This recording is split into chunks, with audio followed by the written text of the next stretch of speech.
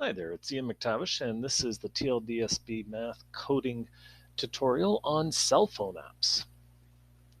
So our goal is very simple. We're going to create a cell phone app. Studio.code.org is where you are going to be going, and you're going to click the sign in, and we are going to continue with Google. So you may need to set up your account if you haven't used this before, and it will just ask some simple questions. What country are you in? Are you a student or are you a teacher? Once we're in the dashboard, we are going to create an app in the App Lab. And on the dashboard, you will have your projects. So as you create different apps over the years, you can access ones that you've created before. So a little quick tour. So this is the screen for the app project. You have up at the top here, you can rename your projects, and so we should always have things named so that they're easy to use. And you have the ability to share and remix your project. You can create a new project if you want to do something else, and you can access all the projects you've created.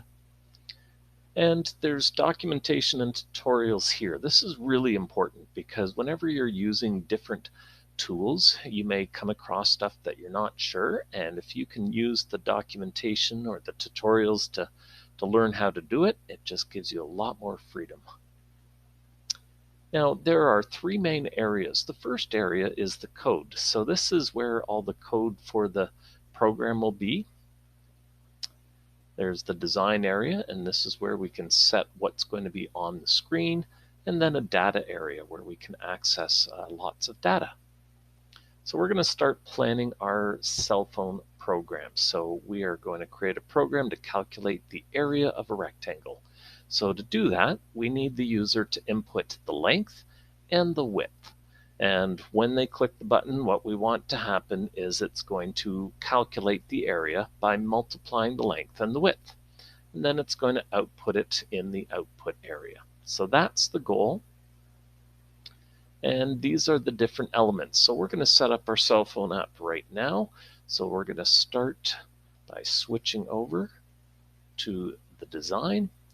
And here I've got my labels, so I'm just going to drag a label onto the screen, and this is going to be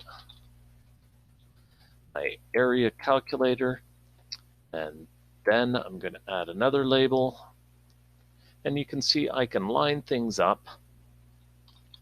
I'm just going to call this length, and my text input, and you'll notice that there's different ways that you can get input from the user and different ways that you can output things.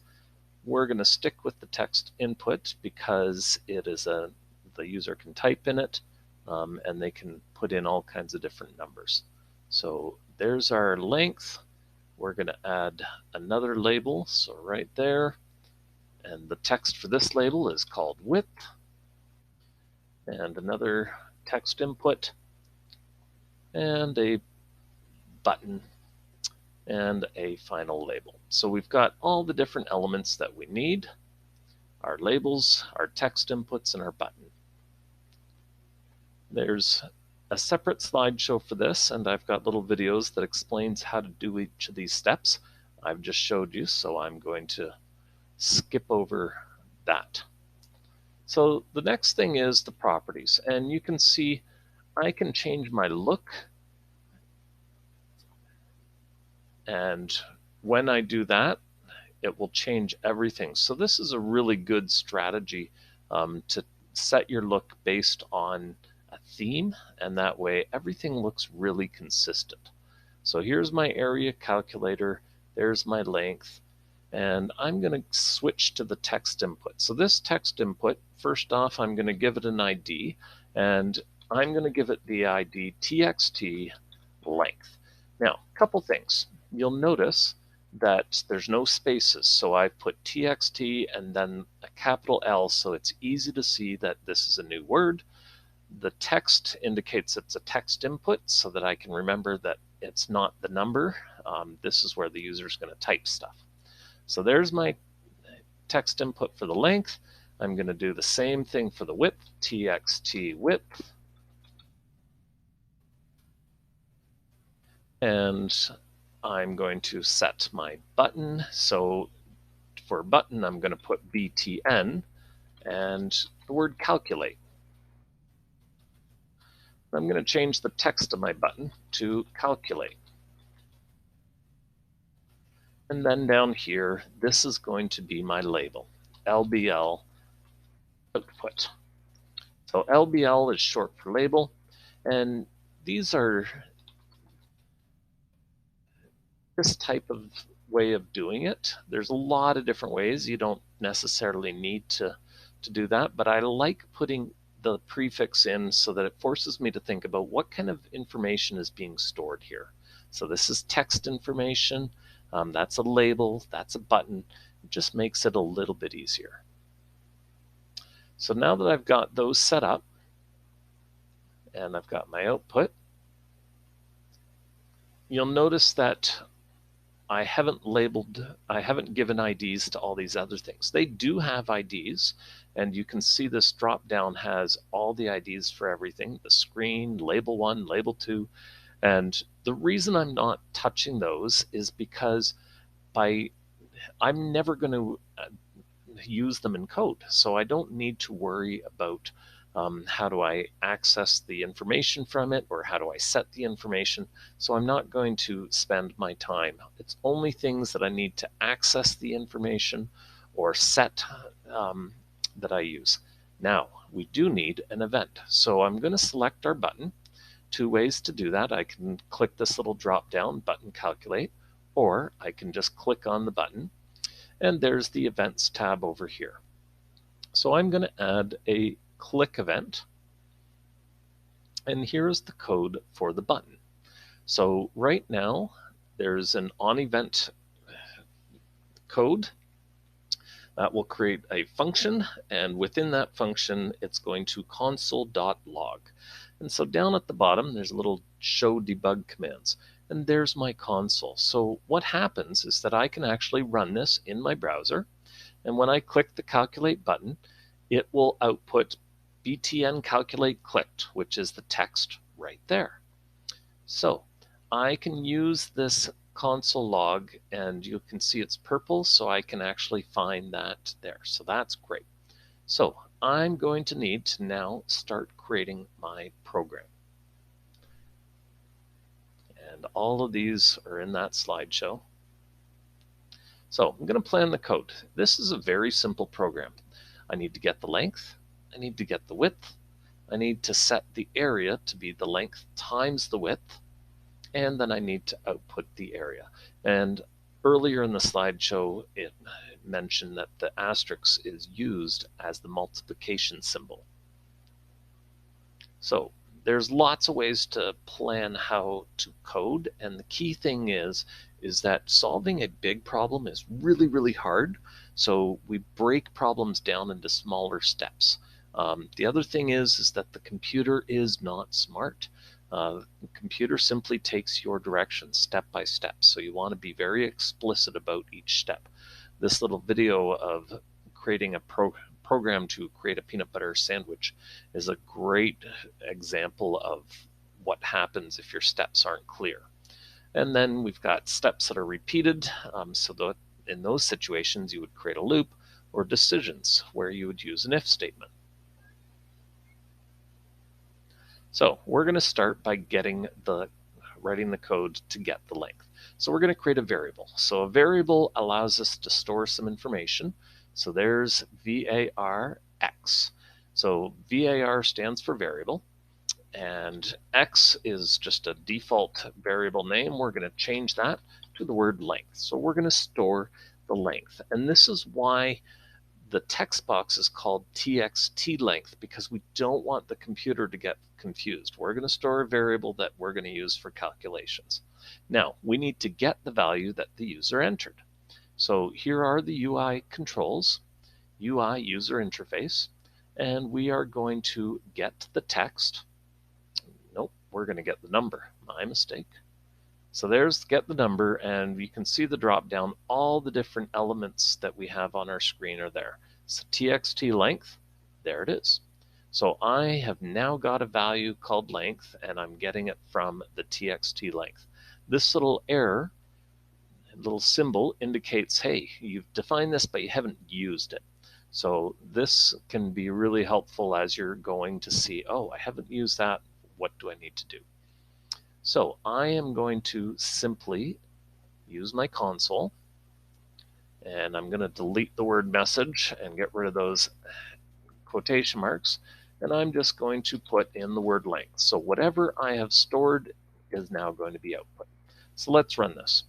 So down at the bottom here, if I type in 5 in my, and it outputs 5. If let's just clear this so that it's easy to see. If I put 5.25 and calculate, I'm getting that. So that works really well. And what I want to do is I want to change this. So let's say the person types a word.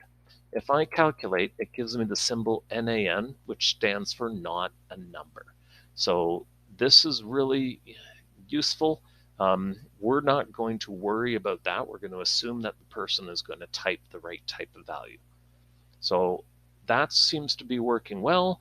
I'm now going to create another variable, and I'm going to call this one width, and I'm going to do the exact same thing. I'm going to get my number.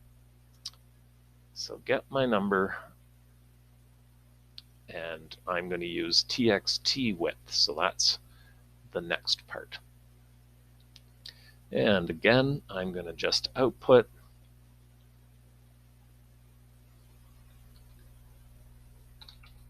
And this time I'm going to use width. So if I run this now, I don't put anything in, I get 2 not a numbers. If I put in a length, oops, I put in a word. I put in length, there's my length, 3, that's good. If I put in a width, the second number is the width. So everything seems to be working quite well. So now, if I go back to my program, you can see I've shown you all the steps on how to do this. There's how to get the width. Now I'm going to use the get the area. So again, I'm going to create another variable that's going to be called area. And for the area, instead of I'm not getting the area, I'm going to do some math. And here are my basic operations: adding, subtracting, multiplying, dividing, and modulus. And I'm going to use the multiplying. And all I'm going to do is I'm going to type in the word length and the word width. And now I've calculated the area. And again, I can use console log, but what I'm going to do is I am going to simply output this. So I'm going to set the text, and LBL output is what I'm going to use. And instead of the quotation marks, I'm just going to type the word area. So if I run this, I should be able to type in a number, 3 and for the length, 4 for the width, and calculate, and that gives me an output of 12. And if I change this value and hit calculate, everything gets updated. And if I enter in a decimal number, I'm getting the proper calculations.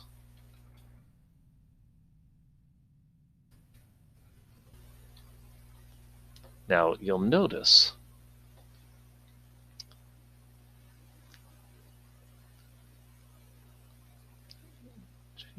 I've done testing.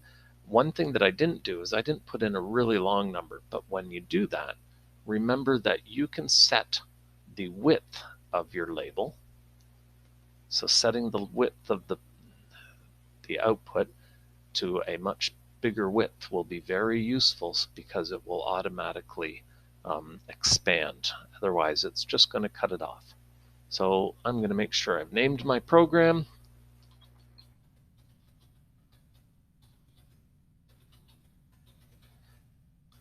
Save that, and now I can share it. So when I share it, I can take this link and I can paste the link into a web page. And there we go. I've got my calculator and I can enter in values and it will work. The other thing that I could do is I can put this into my cell phone number and it will text it, and I can add this as an app on my cell phone, or I could scan it. By publishing it, once you have published it, you can take this link and you can share it in Google Classroom with your teacher, and then they can see all of your code. So it's a really handy way to be able to hand that in. And there are other advanced options as well, such as exporting it so that you could put it on a website or embed it within a web page. There's lots of different options. So that gives you the rundown on how to create an app from scratch. And when you are looking at it, think about how you can take this and make an app that can do other calculations that you can use. There's a lot of different options that you have. And if you're interested in doing this kind of thing, then consider taking a computer science course in grade 10 or 11 or 12. And thank you very much.